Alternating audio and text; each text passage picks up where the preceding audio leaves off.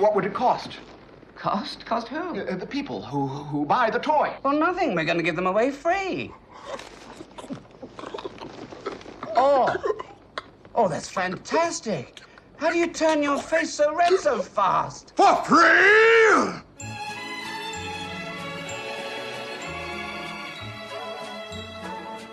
Well, hello, ho, ho, everybody, and welcome back to It's Always Sunny in Hollywood. And today, we're not just getting jolly, we're getting holly jolly. My name is Patty.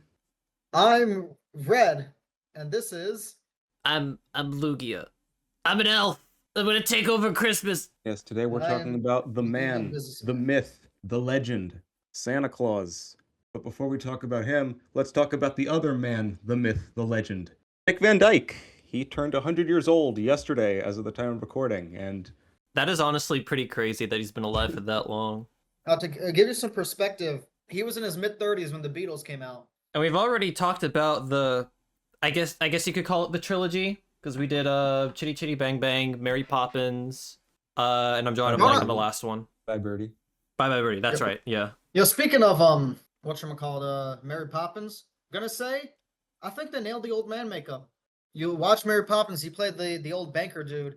He looks like him now. In fact, I'm like 9% certain he grew out his beard just because he knew that people, when he was old, people were hoping that he would, look like the banker. But yeah, good job, Disney makeup department in the 1960s.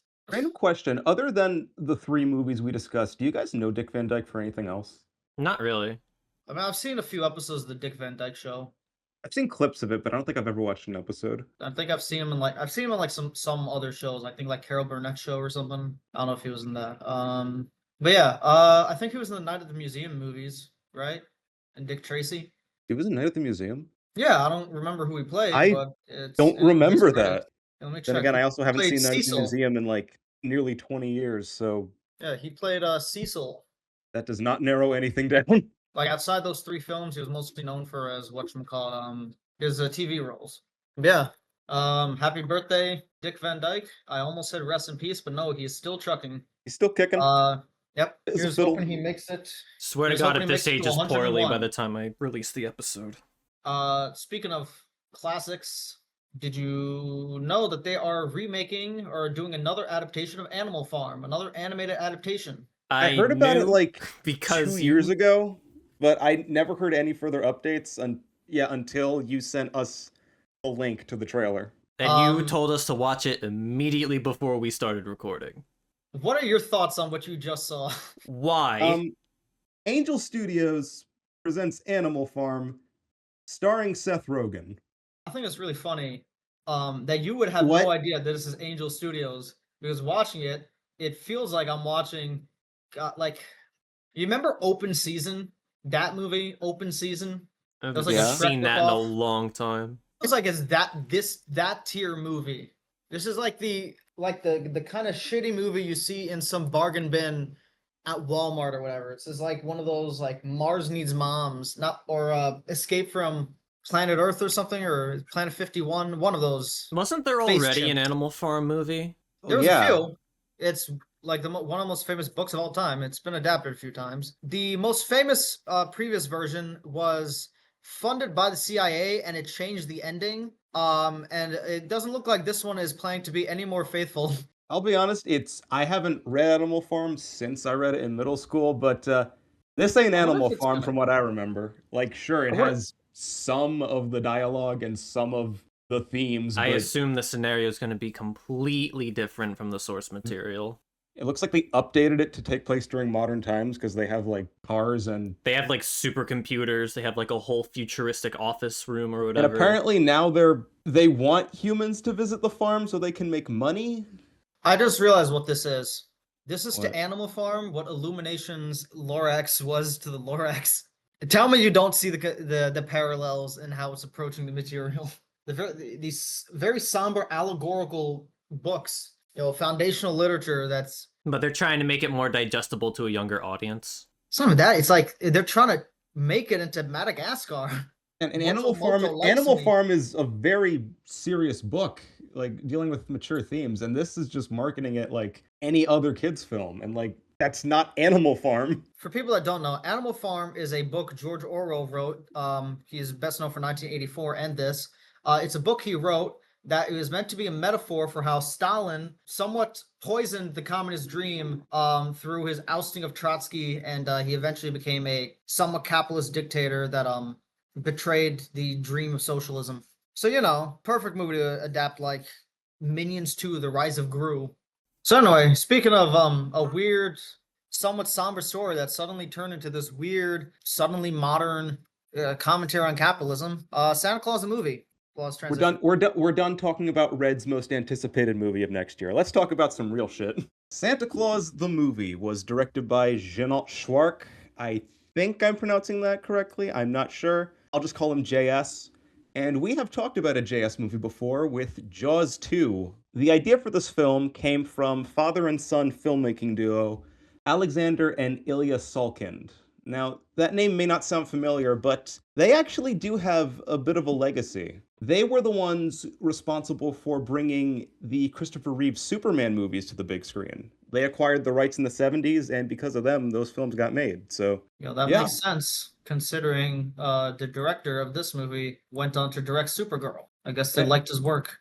The idea for Santa Claus the movie came about after Superman 3 released in 1983. And the Salkins were trying to think of another larger-than-life character they could bring to the big screen. And they decided to go with Santa Claus. I don't know why, I couldn't find a reason, but alright.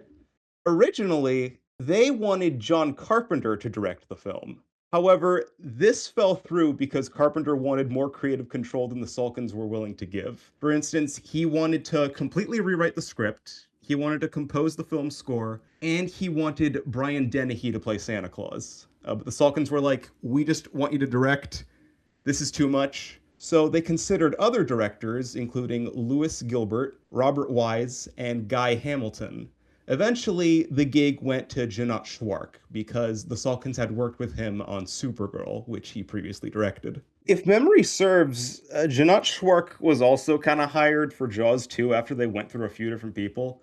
So I'm guessing at the time this was just the guy you got when you exhausted all other options. Supergirl was a bomb too. I have no idea why that was the guy they figured, let's get him. Because they had worked with him before, and they're like, that guy's cool. Another fun fact is that the role of BZ was first offered to Harrison Ford, Dustin Hoffman, Burt Reynolds, and Johnny Carson, but they all turned it down. Eventually, it was given to John Lithgow after the Salkins saw him in Terms of Endearment and felt that he had a Grinch-like quality to his face. It's kind of rude, but okay. The Salkins were very hopeful that this film would be the start of a new franchise. They had ideas for follow-ups like Santa Claus 2 and Son of Santa Claus. But when the film released in November 1985, against a budget of give or take $50 million, it made $23.7 million. Not great at all, and the reviews weren't too much better. In fact, John Lithgow has called this the worst movie he's ever been in. And since its release, it's often appeared on lists of the worst Christmas films ever made. But see, this is all based on its reception in North America. Over in the UK, it's quite a different story. Believe it or not, this is a cherished holiday classic over there. Really? This is one of the biggest Christmas movies in the UK, even to this day. Is this how you heard about it? No, I first heard about it because of the director. But in doing research, this film is a big hit in the UK. I guess it just kind of goes to show you how different places in the world appreciate different things. Originally, so there was a song written for this movie called It's Christmas All Over the World, and it was originally written with the intention of having Freddie Mercury sing it. However, he had to bow out because at the time Queen was committed to making music for the film Highlander. So Sheena Easton sang it instead. And if that wasn't enough, Paul McCartney was going to write several songs for the film, but ultimately this didn't happen because reasons unknown. Were you expecting this movie to have connections to John Carpenter, Queen, and Paul McCartney? When I was watching it, part of me thought maybe the Beatles were involved in some way, shape, or form. I couldn't tell you why, I just kind of got that vibe. But yeah, I wouldn't. Paul McCartney is the least surprising one on the list. John Carpenter is the most surprising. But anyway, enough about what the movie could have been. What is Santa Claus the movie about? Well, as the title would indicate, it is a Santa Claus origin story. At least for the first, third of it, give or take. because Santa is this guy, or I don't even, was he given a name before he became Santa? I don't thought he was remember. just straight up Santa Claus. Well, anyway, he and his wife get lost in a snowstorm, and a group of elves take them in, and they're very happy because apparently long ago a prophecy foretold that a man with no children would come and bring toys to everybody in the world. And then the movie kind of zigzags all over the place because this all happens in like the 14th century, and then it jumps to the movie's present time, which is the 80s, and it becomes a series of like Santa helping this homeless kid, and there's also this business tycoon running a toy business who teams up with one of Santa's elves after he gets fired. And yeah, this movie's kind of all over the place. I don't really know how to give a concrete description of what happens. Basically, I can. okay. Let me give it a shot. So Santa Claus opens with I guess we see Saint Nick, not like actual, like not Santa Claus, but we see a man who I guess is the man who would become Santa Claus. Okay, best way I can describe it. The first 54 minutes is a Santa Claus origin story. All right, we open like the Middle Ages, and there's a woodcutter named Claus. I don't know if they actually say his name is Santa or if Santa is like a title, but his name is Claus. He effectively functions as Santa in a way where he delivers these hand-carved toys to children. I think they're basing this off of like the actual like story that eventually became the myth of Santa Claus. But anyway, him and his reindeer end up stuck in a blizzard in a forest, and they low-key imply that he dies there, and I don't know if they get like resurrected by the elves or something. The elves are kind of like, they're kind of shown to almost be like an angelic presence, so it almost feels like, you know, this guy died and then he became like a god of sorts. I mean, he literally kind of becomes a god, given like the whole immortal thing. So yeah, the first half of this movie is very like a fantasy, very like mythical sort of retelling of the sort of Santa Claus, you know, legend in a way. You know, it is basically an origin story that is like for the most part actually constructed out of some historical legend, which is interesting. Halfway through the movie, zoom forward to 1980s America, where we follow this it becomes sort of this like Lady and the Tramp story with these two kids, and Santa helps this it sort of equips this poor kid as his sidekick for a bit of the movie.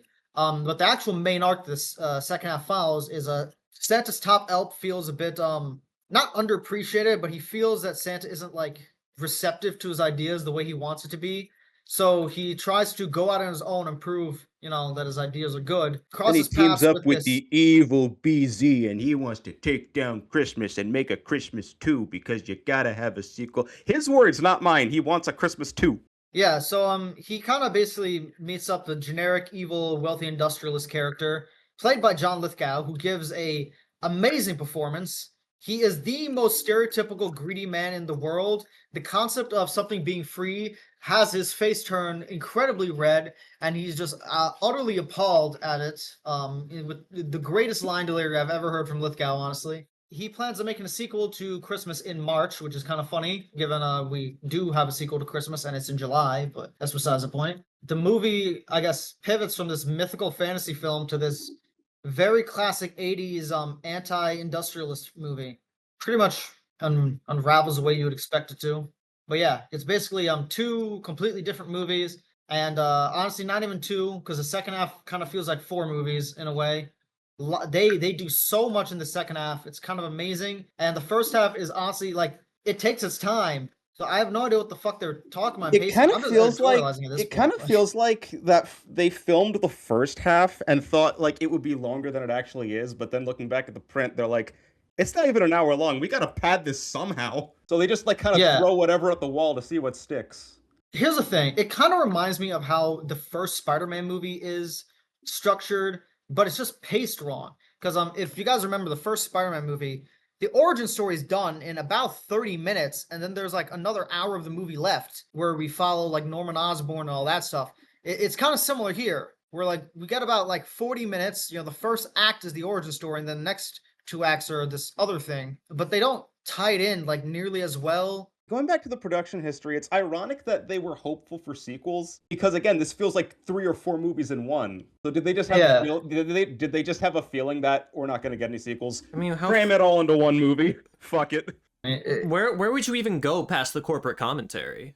Maybe I think I'm starting to understand why John Carpenter wanted to rewrite the script. It'd be funny if like his version of rewriting the script is just what like Robert Rodriguez did and is just trimming it. But anyway, what do we think of the movie? It It could have been a lot worse looking back.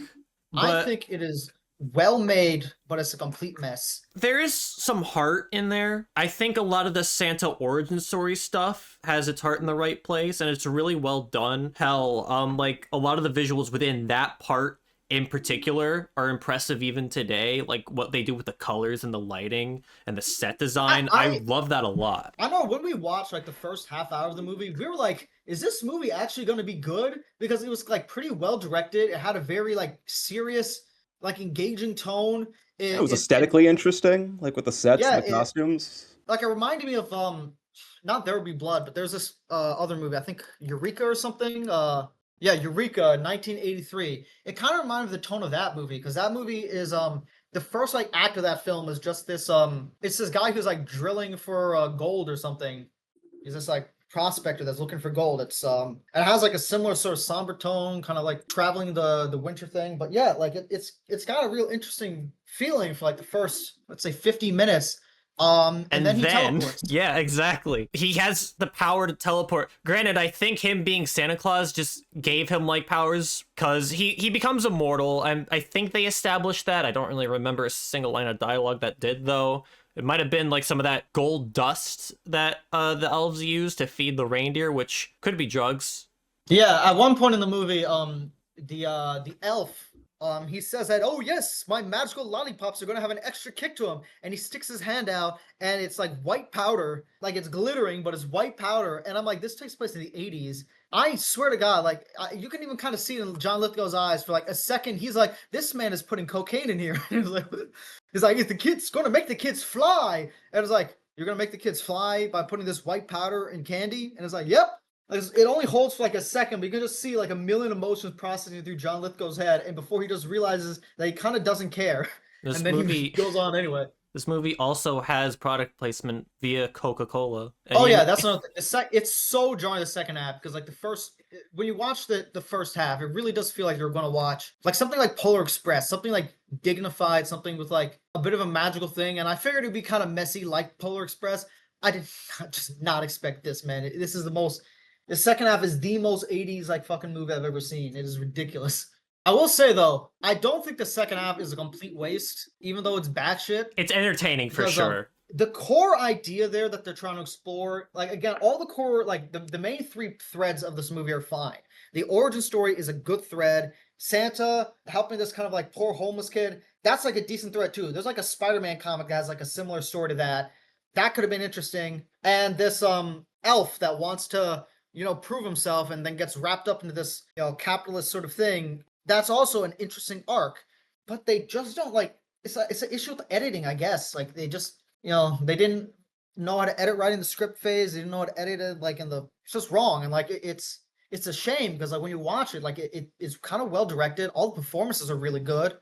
Dudley Moore as Patch, he's really good as an elf. Like you really feel like, a sense of pride in his work, and there's kind of love to it. Same with Santa Claus. John Lithgow is the villain. Like he's a completely cliche fun, archetype, but like he is having so much fun with it. He feels like a fucking Batman villain, honestly. Like this is who like fucking Max Shrike in Batman Returns should have been, man. And again, the line delivery when he says "for free," like Dudley Moore, his character's looking at him, like seeing how angry he's getting. He's like, "How do you do that with your face? Like it's incredible." I'm pretty sure like he was just actually complimenting Lithgow's like facial expression. Yeah, like I'm gonna say, like this is this is one of the most interesting movies I think we've talked about on this show, because it's like simultaneously genuinely good, so bad it's good, but even the so bad is good part, it doesn't feel so bad as good. It just feels like a different type of Christmas movie, The last movie I would expect to make us feel complex emotions like this is Santa Claus the movie, because holy fuck. Leave it to the director of Jaws 2, baby. Yeah, we kind of had complex emotions about Jaws 2 also, but like in a different way. That was more of like, it was better than we thought. And this is also better than we thought, I guess. Like, Jaws 2 at the very least is a sequel, so it's trying to outdo the original in some ways, whereas this is like its completely own thing. This never got any sequels. This is just the story that they want to tell, and it's a big mishmash of ideas that you wouldn't really expect would come together, and for the most part, they don't, but it's there. Maybe if it presented it more like vignettes, it would have been more interesting, or more of like a different sets Like period short, in time. like short stories that Yeah, Santa I feel Claus like it would involved work. in. Yeah, like I feel like this would work if like the first half hour was like Santa Claus, his origin story, then the second half hour was maybe him in like the early 1800s when he meets this like poor kid and this rich lady, having more of like a Dickens type quality to it, we've kind of followed that thing. And then the third act is the time jump to the 80s and would deal with that thing. That would have been like, I think it would have worked structurally if it was something like that, where like one, we kind of jump through time so it doesn't feel so jarring because we have like a slow transition through the jump through time, and also this slow sort of like we can sort of see like this sort of cultural decay that leads to this sort of consumerist 80s. I don't know. This is like a movie where like this is like weird, but I kind of hope that this is like one of those movies where like I hope, I mean it'll never happen, but I would like to see this movie get a remake, because I think there's a good movie in it and it doesn't come together, but it's not even like where you have to dig. Like you can see the good movie that it's almost is. It's just isn't it. It's weird. Okay, so you know what I realized it kind of reminds me of? You're not gonna believe this. We're Back, a Dinosaur Story. Shut the fuck up. Yeah, That's 'cause it fair. has, I can see it. has I like see it. it has like a decent foundation in the beginning, and then it just kind of dissolves into doing whatever the fuck it wants. It's set in New York. Really weird. There's an old somber man elements. character who grants wishes for a living, and you can pinpoint the moment the story shifts because it's the moment two kids enter the scene, one of which is a homeless boy, the other of which is a girl from a rich family. Which one came out first? This one, right? This came out first. We're Back, a Dinosaur Story. If you're gonna take notes from a movie, why have it be this one? Actually, no, this movie is better than We're Back. But like, the more I thought about it, the more I'm like, these are more similar than I was expecting. What? If you're ever gonna interview Phil Niblink, you gotta ask him about this film. Side note, there's an on-screen death right at the very end in this film, which you wouldn't expect for a Santa Claus movie. It's the very last thing you see, because BZ has some of that candy that makes you high, except it's a special variant where it sends you into the outskirts of outer space. That's the very last thing you see, him flying into the stratosphere, into the stars, and then the credits roll. That man is fucked no matter what, even if he goes to space or if the flight powers or whatever just wear out. All's well that ends well, I guess. How else would you end Santa Claus the movie? I don't know, but I probably wouldn't have it any other way. It does fall in line with the rest of the film being just kind of a cluster of, okay, this is happening now. But again, all that said, it's kind of fun. I think the tonal whiplash is what makes it so interesting for me. Because, like, outside of that, there's not really much I can get out of this outside of, like, the first half with the Santa Claus origin story. I think the fact that that's there, and then it just becomes a completely different movie afterwards is what makes it fascinating. Because it's like, how did we get here? This is probably like the first like bad movie I think I'm just gonna give like a genuine recommendation for, that's not like for so bad as good reasons. This is just, it's interesting, and I'm probably gonna rewatch this movie. I might put this in my Christmas rotation. Really? I don't know. Listen, even if it's just to watch the first half and then just pause it once it's done and then like turn it off. Like, I don't know. Dude, I am so gonna recommend this to friends and get their reactions on this shit. Yeah, I'm probably gonna see this again. I'm giving it a thumbs up, not a 2 thumbs up, I'm giving it a thumbs up. I'm recommending it. I will be honest and say, I don't think I'll watch this I'm not going to watch this every year, but like in like 2-3 years, yeah, I'll probably come back to this just to be like, that movie was real, right? I think the UK was onto something. I was just expecting kind of a straightforward, like, Klaus, like, this is the origin of Santa Claus movie. I got that and so much more. And honestly, I don't know, like, I guess it's a Christmas miracle, maybe? I mean, it's interesting, and I'm definitely thankful for that. Actually, it'd be funny if, as a joke, like, somebody says they want to watch the Santa Claus, the Tim Allen one, you put this on instead. You're like, what the fuck? It's got I want to say, and Santa Claus in the title. It has it has 3 words that are also the title of that movie. And more. Well, technically 2, because it's spelled Claus with an E in the Tim Allen movie, because it's a pun. Whatever, you have Santa, and Claus in the title. Actually, you know what? Hot take, I think this is better than the Tim Allen one. I don't like the Tim Allen Santa Claus movies. I think they're bad. So that's my hot take. I think I've only seen the second one. The second one's probably the best one, so if you have fond feelings of it, I get it. Because 2 is the good one, but it's not good, but like It was kind of good. I remember it was weird. Whether or not it's weirder than this movie, I'm not sure. I mean, it's pretty fucking weird actually. There's like a robot Santa, and like the plot of the movie is that Santa needs to like seduce a woman in like a month. The only thing I remember This- about Santa Claus 2 is that there's a robot Santa and Tim Allen Santa is slowly reverting back to his human form. Yep. What the And fuck also- are these movies? And also the North Pole exists in like a snow globe. Isn't the climax of Santa Claus 2 that robot Santa's about to leave the snow globe and they need to stop him? Yeah, something like that. It's a weird fucking movie. I don't know what to tell you. And that's why I'll be recommending it next Christmas. No, I'm kidding. I mean, You're probably gonna maybe, you're but probably I gonna don't know. recommend some batshit something like Jack Frost or some like some crap like none of us have ever watched. You're gonna recommend Daddy's Home 2 with John Lithgow. Bring it back around. I've seen the first Daddy's Home. That movie is quite literally an advertisement sandwich. It begins and ends with a car ad. I'm not even joking. Now, here's what you're gonna do. You're gonna recommend you're gonna build up to it. Okay, you start John Lithgow Christmas movie next year. Elf, Will Ferrell Christmas movie. Year after that, Daddy's Home, and then Daddy's Home 2. It all comes together. For all these years, Just- I have them all. Yeah, actually, we need to find like a Mel Gibson Christmas movie too. You know, build up to it. We went from a very bizarre Christmas classic, and we're gonna keep the Christmas tradition going. So I had a couple ideas for Christmas movies this year. All of them are gonna be classics. And here's my plan. I realized that one of them that I want to recommend it's very similar to a Christmas movie, but it's actually a New Year's movie. So I figured I'm gonna save that for January, and I'm gonna recommend a different movie for Christmas. One that it was definitely my favorite Christmas movie growing up. Definitely the one that I've probably it's definitely the one I've rewatched the most as a child. It has a sequel. I won't be recommending the sequel, but if you want to see it, we can talk about it. Any guesses? Home Alone? Yeah, it's Home Alone. Ah, All I right. remember you've talked about Home Alone a lot in the past. I wrote this down like months ago that I want to talk about Home Alone. I have a New Year's one, and my other choice was It's a Wonderful Life, but I was gonna double feature that with another movie that I'm not gonna reveal, and I'll save that for maybe next year, maybe some other time. And if you want to, we can see Nice. Home Alone 2: Lost in New York also. I might intend to watch them that. together. Yeah, I might watch that because I like both 1 and 2. Yeah, and I'm sure we've all seen both of them, so Yeah. you know we can talk about them. But yeah, and there are Anything some past comparisons that of it. though? Hell no. Oh no. We're just gonna watch the Macaulay Culkin ones. We're gonna watch the ones with the same creative team. We're not gonna watch Home Alone 3. I know it was written by John Hughes, but we're not watching Home Alone 3. And maybe one day we'll watch National Lampoon's Christmas Vacation, which I've surprisingly never seen. So yeah, next week we'll be talking about Home Alone. But again, this was a discussion on Santa Claus the movie. If you're at all curious by how batshit we've talked about it, you can check it out on Tubi for free. For free?